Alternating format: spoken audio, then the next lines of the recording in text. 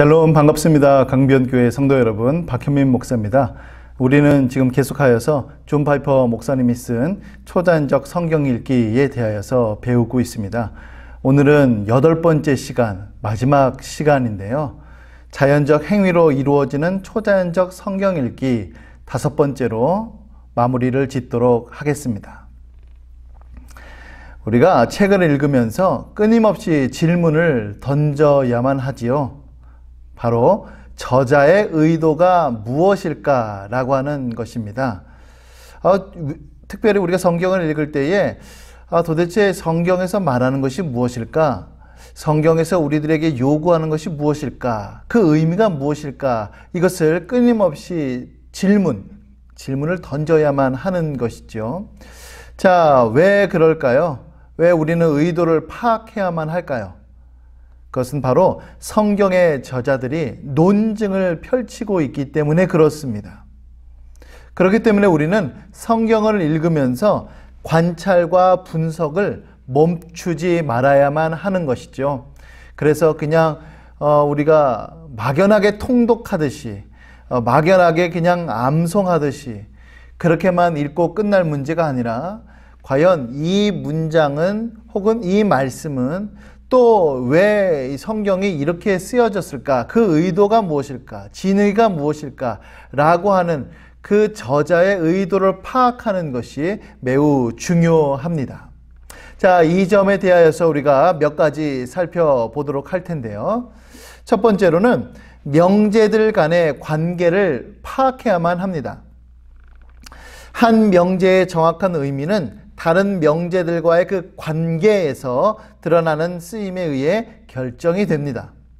자, 이를테면요, 골로새서 2장 21절 말씀에 보면 곧 붙잡지도 말고 맛보지도 말고 만지지도 말라 하는 것이니, 자, 21절만 똑 띄워놓고 보면은 뭔가 하지 말라고 하는가 보다, 이런 것들을 금해야 되는가 보다 라고 생각이 들 것입니다. 그러나 앞뒤 문장을 살펴보면은 전혀 그렇지 않다는 것을 우리가 확인할 수가 있습니다.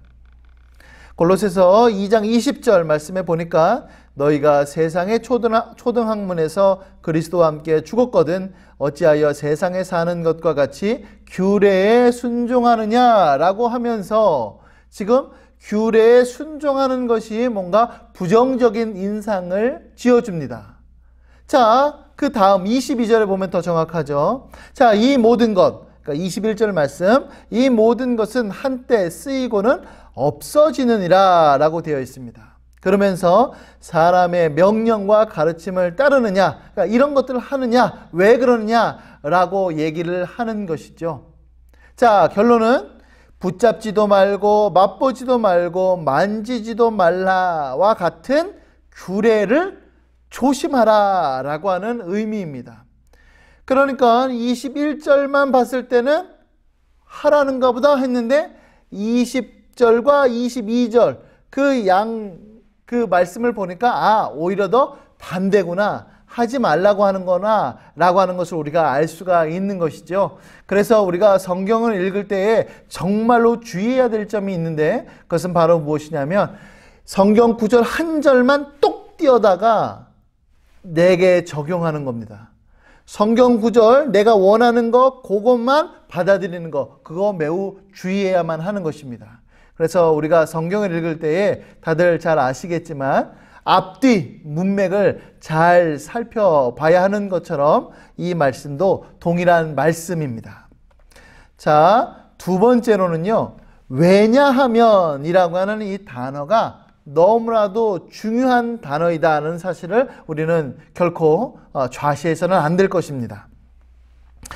명제와 명제, 그러니까 아까 전에 얘기했던 것처럼 그 절과 절의 그 관계를 연결시키는 그 방식에 따라서 신학적 입장이 완전히 달라지게 됩니다. 자, 이를테면요, 빌립보서 2장 12절 말씀에 보면 항상 복종하여 두렵고 떨림으로 너희 구원을 이루라 라고 되어 있습니다. 자, 이 말씀만 생각해 보면 어떤 인상을 받아들이게 되냐면 내가 구원하는 것이 마치 앞에 있는 복종하고 두렵고 떨리는 그것 때문에 내가 구원을 뭔가 이룬다라고 하는 생각이 될 것입니다. 자, 또 하나 다음 구절 2장 13절에 보면 너희 안에서 행하시는 이는 하나님이시니 자기의 기쁘신 뜻을 위하여 너희에게 소원을 두고 행하게 하신다라고 되어 있습니다. 자, 이 12절과 13절의 그 두 개의 문장, 절과 절이 명제와 명제가 있는데요. 자, 그 둘과의 그 관계가 어떤 것이 들어가느냐, 그 둘과의 문장을 이어주는 그 접속사가 무엇이냐에 따라서 신학적인 의미가 완전히 달라진다는 사실입니다. 자, 첫 번째로는요, 만약에 그렇게 되면, 그러니까 결과를 나타내는 이 그렇게 되면이라고 하는 단어가 만약에 들어간다면 이거는 완전히 의미가 달라집니다. 자, 성화에서 하나님의 행하심은 먼저 우리가 일하는 것에 달려있다는 의미가 된다라고 하는 의미예요. 자, 한번 볼게요. 자, 12절 말씀은 우리가 그 성화의 관계, 성화의 단계를 얘기하는 겁니다. 자, 여기서 구원을 이루라 라고 하는 이 표현이 현재형으로 쓰여져 있죠. 그러니까 우리가 과거형, 구원을 받았다. 현재형, 구원을 받고 있다. 미래형, 구원을 받을 것이다. 구원에 있어서 과거와 현재와 미래 모두 다 사용되는 단어인데요. 특별히 과거형으로 구원을 받았다라고 하는 의미로 쓸 때는 중생했다, 칭의를 얻었다, 그 다음에 양자됨을 받았다라고 하는 것을 우리가 보통 사용합니다. 또 구원을 받을 것이다 라고 하는 그 표현은요, 영화롭게 된다 라고 하는 말과 같은 의미로 쓰입니다. 그러면 구원받고 있다 라고 하는 그 의미는 바로 현재 성화의 과정을 나타내 주고 있는 것이죠. 자, 그러면 그 성화의 과정을 우리가 이루는 데 있어서 우리가 항상 복종하고 두렵고 떨림으로 우리가 나아가야 될 텐데, 자, 만약에 거기에 그렇게 되면 결과를 나타내는 접속사가 들어가면 우리가 뭔가를 하고 말고에 의하여서 하나님의 행하심이 뒤따라오게 된다라고 하는 의미가 된다는 사실이에요. 자, 반대의 경우를 말씀드리면 의미가 확실해질 것입니다. 자, 만약에 여기에 왜냐하면, 결과가 아닌 근거를 나타내는 접속사를 쓰게 된다면 거룩함을 향한 우리의 노력은 하나님이 시작하신 일이고 하나님이 먼저 우리 안에서 일하셨기 때문에 가능한 일이라는 의미가 되는 것입니다. 그러니까 그 앞에 것, 결과를 나타내는 접속사를 쓰면은 내가 뭔가를 하면, 그렇게 되면 하나님께서 하신다 라고 하는 의미이고, 여기서는 우리가 이렇게 한다. 왜냐하면 하나님께서 우리 안에서 행하셨기 때문에 라고 하는 근거가 되는 것입니다. 완전히 달라지게 되는 것이죠. 그래서 지금 우리가 읽은 개역 한글판에는 이 접속사가 쓰여 있지 않습니다. 번역을 하면서 그것을 이제 누락하게 되었는데요. 원문을 보면은 이 두 번째, 왜냐하면 그 근거로 기록되어 있습니다. 그러니까 우리가 생각해야 될 것은 무엇이냐면, 그 왜냐하면 그 하나의 단어로 인하여서 그렇구나, 우리가 성화의 과정을 이루는 그 모든 것들이 바로 하나님의 은혜로 하나님께서 먼저 시작하셨기 때문에 우리가 성화의 과정을 이룰 수 있는구나 라고 하는 그 사실, 그 신학적 입장이 밝히 드러나게 되는 것입니다. 그러므로 우리가 성경 한 절만 뚝 떼어내서 받아들이는 것도 문제가 되는 것이고요.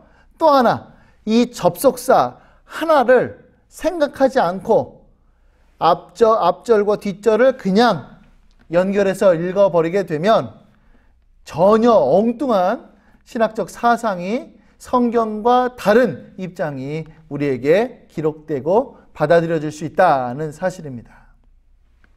자, 세 번째로는요. 성경 전체에 걸쳐 관계에 대해서 우리는 물어볼 수 있어야 될 것입니다.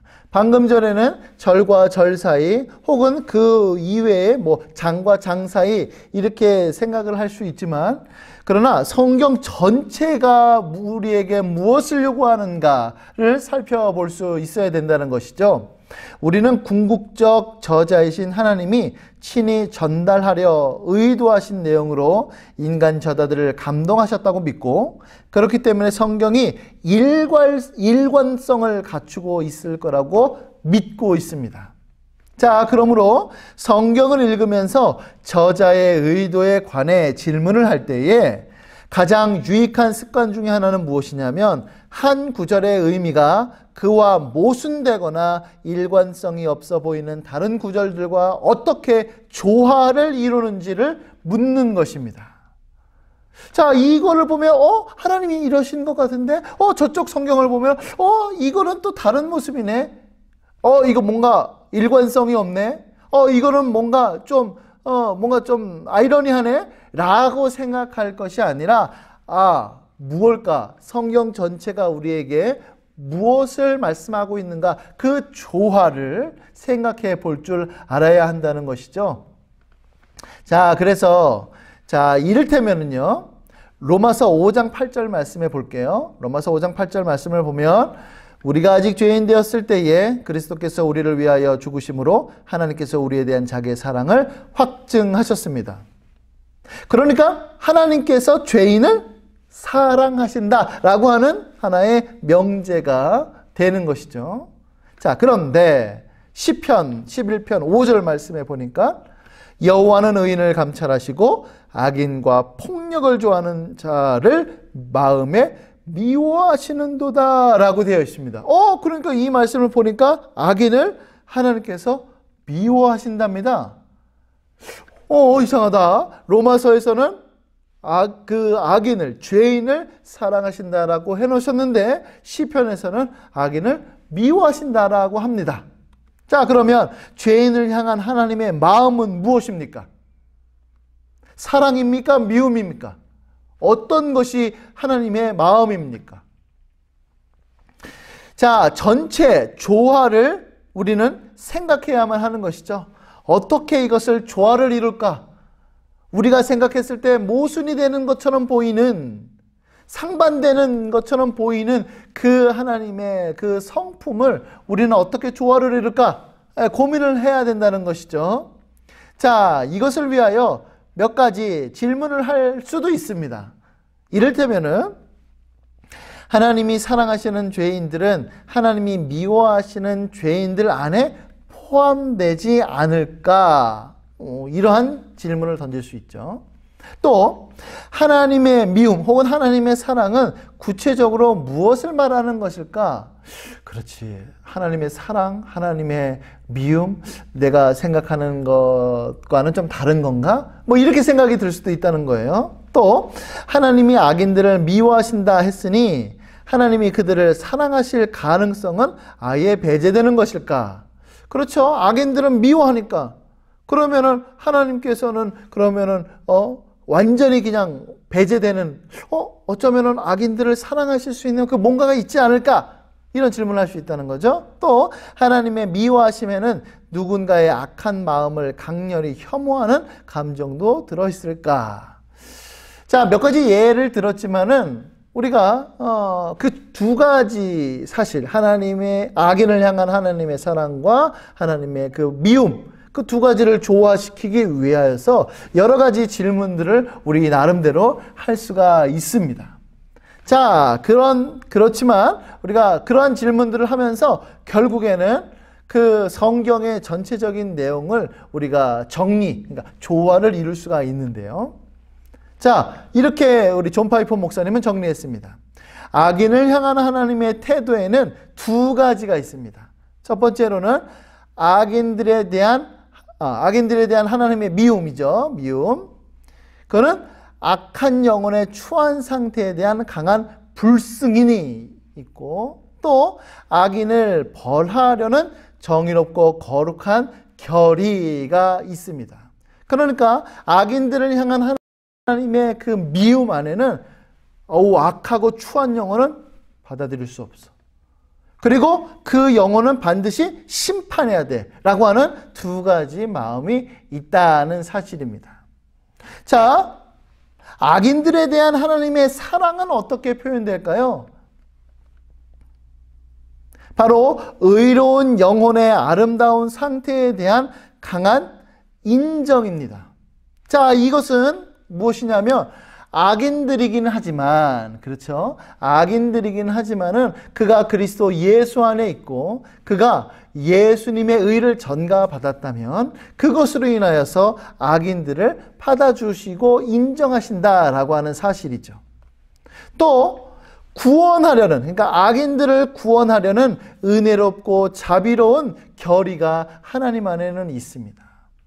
이를테면은 악인이지만, 죄인이지만, 그래서 하나님 앞에 범죄하고 하나님의 진노를 삼에도 불구하고 하나님 안에는 그가 죄의 종노릇하고 그리고 사망의 그 무서운 권세 아래서 두렵고 떨고 있는 그 인생들을 향한 그 불쌍히 여기는 마음, 긍휼히 여기는 마음도 동시에 존재한다라고 하는 사실입니다.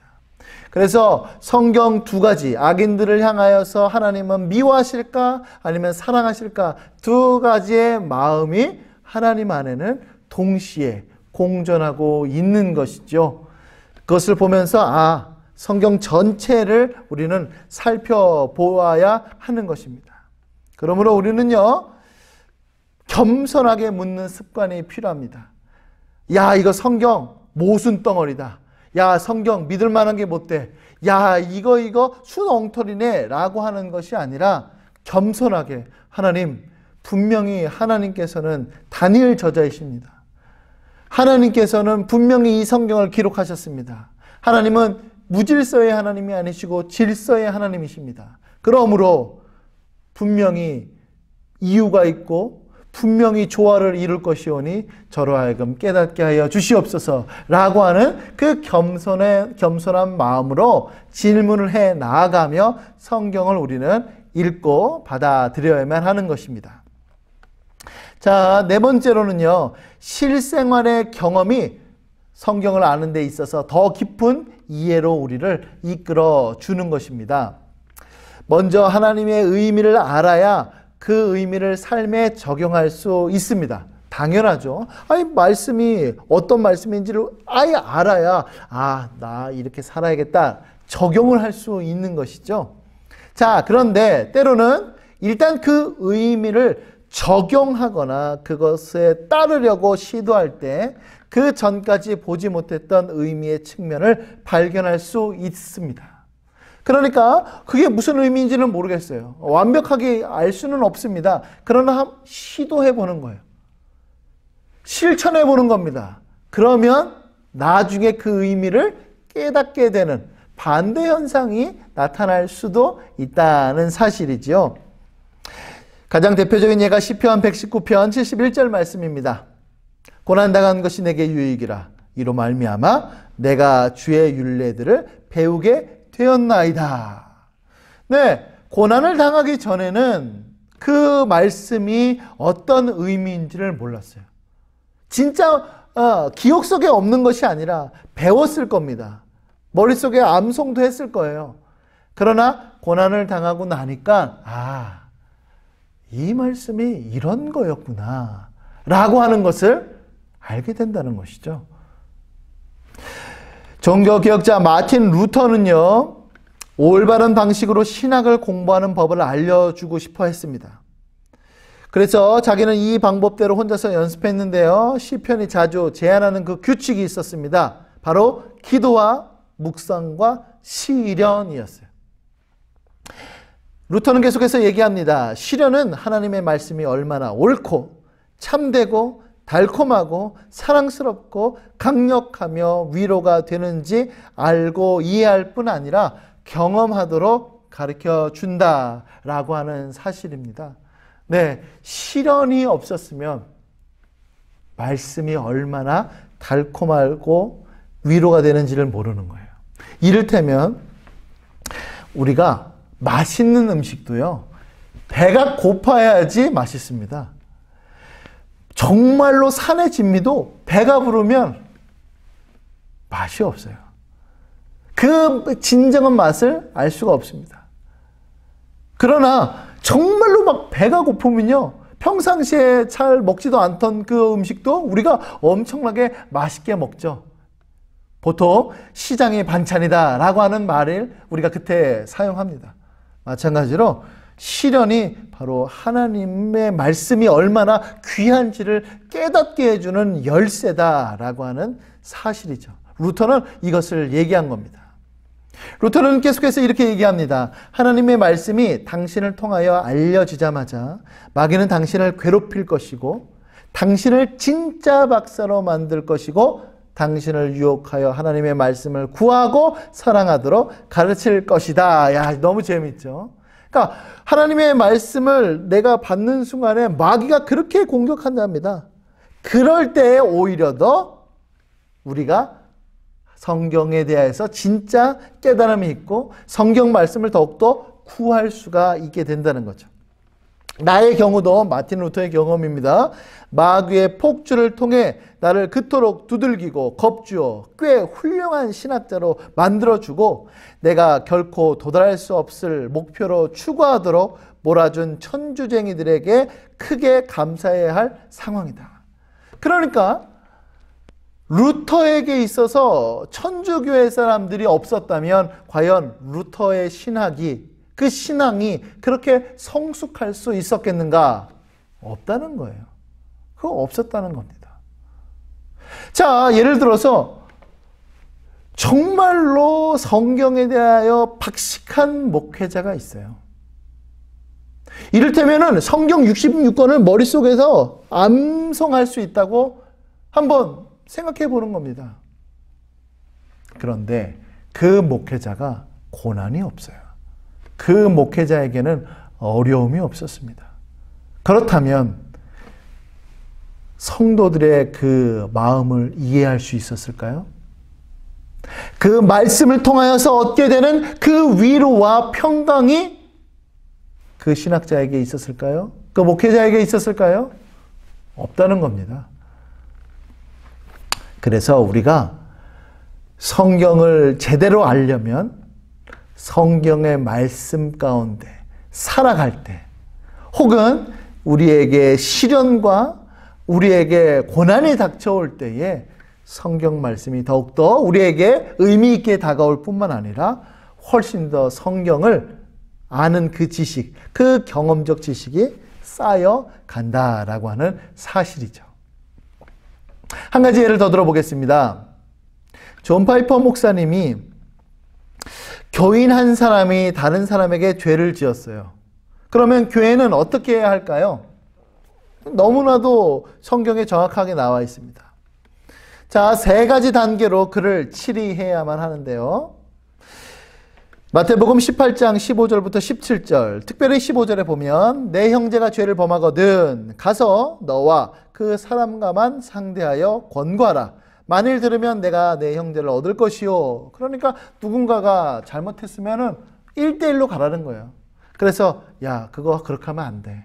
회개하고 돌이켜라 라고 권면하라는 거예요. 만약에 그가 들으면 그 형제를 얻을 것이요. 그런데 만일 그 사람 1대1로 갔는데 말을 안 들었어요. 그러면 어떻게 하면 될까요? 만일 듣지 않거든 한두 사람을 데리고 가서 2세 증인의 입으로 말마다 확증하게 하라. 그렇죠. 혼자서는 안 되니까 1명이나 2명 더 데리고 가서 야, 그거 너 잘못한 거야. 그것은 그렇게 하면 안 돼. 그렇게 그를 설득해서 회개하고 돌이키게끔 하라라고 이렇게 말씀하고 있는 거죠. 자, 그런데도 불구하고 이렇게 했는데도 불구하고 그가 돌이키지 않았어요. 그러면 만일 그들의 말도 듣지 않거든 교회의 말하고 교회의 말도 듣지 않거든 이방인과 세리와 같이 여기라 라고 되어 있습니다. 교회의 말하고 라고 하는 거는 쉽게 얘기하면은 당회, 목회자들에게 말하라 라고 하는 거죠. 그래서 당회의 이름으로, 목회자의 이름으로 권면했는데도 불구하고 그가 말을 듣지 않으면 이방인과 세리와 같이 여기라 라고 이렇게 되어 있습니다. 자, 이것만 들으면은 오케이, 간단하고 너무나도 분명해요. 자, 그런데 문제는 뭐냐면 존 파이퍼 목사님이 갑자기 진짜 실제로 이와 같은 일이 있어서 신방할 때가 있었는데 순간 이런 질문이 들었던 거예요. 다음 단계, 그러니까 1단계에서 2단계로, 2단계에서 3단계로 넘어가려면 어느 정도 시간이 흘러야 할까? 갑자기 물음표가 그려진 겁니다. 자, 이를테면 1대1로 갔어요. 말을 안 들어요. 그러면 다음 날 가야 될까요? 아니면 이튿날 가야 될까요? 아니면 일주일을 기다려야 될까요? 얼마나 기다려야 될까요? 혹시나 내가 권면했어요. 하루 이틀 지났는데 말을 안 들었어요. 3일째 되는 날 그가 깨닫고 돌이킬 수도 있는 거잖아요. 그죠? 그러면 굳이 두세 사람이나 혹은 교회에 얘기할 필요가 없을 건데 일이 더욱더 커질 수도 있죠. 그렇죠? 만약에 3단계에서 교회가 말했습니다. 말을 듣지 않아요. 그런데 그래? 말 안 들어? 그럼 바로 그 자리에서 할 것이냐? 근데 만약에 교회가 딱 얘기했는데 그가 한 일주일 만에 정말로 내가 잘못한 것 같다, 회개하고 돌이킬 수도 있죠. 이와 같은 그 시간은 과연 얼마나 될까? 왜 존 파이퍼 목사님이 이 비유를 들었냐면, 우리가 성경을 대할 때에 원론, 성경을 딱 가지고서 딱 했을 때는 이렇게 하면 되겠다 하는데 실질적으로 행동할 때는 그 중간중간마다 경험을 하지 않고서는 알지 못하는 질문들이 드러난다는 사실입니다. 그래서 여러분, 우리가 성경을 읽을 때에 고난을 당하고 시련을 당하고 또 성경 말씀대로 실질적으로 살아갈 그때에 성경 말씀이 어떤 의미로 우리에게 다가오는지를 더욱더 확실히 알 수 있게 되는 것이죠. 자, 마지막으로 말씀의 의미에 대한 감정을 우리는 경험해야만 합니다. 자, 성경 저자가 독자들과 공유하고 싶어하는 감정들은요, 저자의 생각에 대한 우리의 이해를 통해 전달이 됩니다. 우리는 그 생각들을 통해 저자가 진리에 대한 표현하는 감정을 우리도 공유하는 것이 그의 의도인지 아닌지 분별할 수 있게 되는 것이죠. 그래서 여러분, 성경의 저자들은요, 우리에게 감정을 명령합니다. 그러니까 성경을 읽을 때 머리로서만 들어가는 것이 아니라 그 말씀이 우리의 감정도, 우리의 마음도 움직여야 된다는 사실입니다. 자, 성경은요, 우리에게 감사를 요구하죠. 또한 기뻐하라고 합니다. 슬퍼하고 애통하고 하라고 얘기하고요. 도를 사랑하지 말고 족한 줄로, 그러니까 만족을 누리라고 얘기합니다. 또 하나님의 말씀에 대하여서 놀라고 떨고 두려워하라 라고 하고 우리에게 명령합니다. 그러니까 성경은 단순히 머리로서만 이해하는 것이 아니라 그 지식의 말씀이 우리의 마음, 우리의 감정까지도 움직이게끔 해야 된다라고 얘기하는 것이죠. 그래야만 우리가 그 말씀대로 살아가려고 하는 의지가 발동되기 때문에 그렇습니다. 그러므로 성경의 저자들이요, 하나님과 인간과 죄와 구원과 거룩함과 천국에 대해 계시하는 모든 것에 대한 그 반응으로 우리가 적절한 감정을 느끼는 것을 의도한 것이 분명합니다. 네, 성경의 저자들은 우리들에게 똑같은 것을 느끼기를 원했어요. 자기들이 겪게 되었던 그 감정들, 그런 감정들도 동일하게 느껴야지만 하는 것입니다. 자, 어떻게 해야 그러면 제대로 느낄 수 있을까요? 때로는 성경을 읽으면서 기뻐하라, 항상 기뻐하라 라고 했는데 항상 기뻐할 수가 없는 거죠. 그럴 때에 어떻게 하면 항상 기뻐할 수 있을까? 그렇죠? 어떻게 하면 제대로 그 감정을 느낄 수 있을까요? 어떻게 해야 위선자가 되지 않고 마땅히 따라와야 할 감정을 느낄 수가 있을까요? 그것은 바로 말씀을 마음에 두어야만 합니다. 그냥 머리로서 이해하는 것이 아니라, 그냥 머릿속으로 스쳐 지나가는 것이 아니라 그 말씀을 마음에 두는 것이죠. 자, 이 말씀은 어떤 의미냐면 우리가 잠언 22장 17절부터 18절 말씀으로 우리가 한번 살펴보도록 하겠습니다. 자, 너는 귀를 기울여 지혜자의 말을 듣고 라고 되어 있습니다. 자, 귀를 기울인다는 것은 무슨 의미죠? 이게 무슨 의미일까? 무슨 뜻일까? 그 말씀에 귀를 기울이고 그 말씀을 마음에 두어, 이런 말씀이죠. 또 내 지식에 내 마음을 두어라. 만일 그것들을 내 속에 간직하고 내 입술에 함께 있게 한다면 바로 그것이 기쁨이 될 것이다. 우리에게 이와 같이 권면하고 있습니다. 그러니까 하나님의 말씀이 우리 안에서 제대로 된 그 감정으로 경험되기 위해서는 그 말씀을 정말로 마음속에 깊이 새겨야만 하죠. 이게 무슨 의미일까? 이게 어떤 걸까? 아, 이게 과연 어떻게 내게 다가오는 걸까? 그런 것들을 곰곰이 생각하면서 마음속에 두기를 원해야 되는 거죠. 그냥 읽고 듣고 스쳐 지나가는 것이 아니라 그렇게 살려고 애쓰고 노력하는 그와 같은 여러 가지 모습들을 통하여서 그 말씀을 마음속에 깊이 간직한다면 바로 우리 안에 기쁨, 제대로 된 감정, 그 지식으로 인한 반드시 따라와야 할 그 감정들을 느낄 수가 있는 것입니다. 그러므로 우리는요, 의도적으로 노력해야만 합니다. 예, 마음속에 두려고 하는 그 마음을 의도적으로 해야 돼요. 현대인들이 얼마나 바쁩니까? 정말로 바쁘니까요, 이 성경을 읽으려고, 마음속에 두려고 천천히 한 글자 한 글자 못 읽어요. 그냥 드립다 읽는 거죠. 의도적으로 노력해야 됩니다. 또한 시간을 투자해야만 합니다. 그리고 말씀이 진짜 깨달아질 수 있도록 우리는 기도해야만 할 것입니다. 사랑하는 성도 여러분, 자, 이제 마지막으로 이 책 전체를 복습하고 마치도록 하겠습니다. 우리는 존 파이퍼 목사님의 초자연적 성경 읽기를 우리는 8번에 걸쳐서 배웠습니다. 자, 1부에서는요, 성경 읽기의 궁극적인 목표는요, 하나님의 무한한 존귀함과 아름다움이 그리스도께서 피 흘려 사신 그리스도의 신부가 영원토록 드리는 뜨거운 예배 가운데 높임을 받으시는 것이다.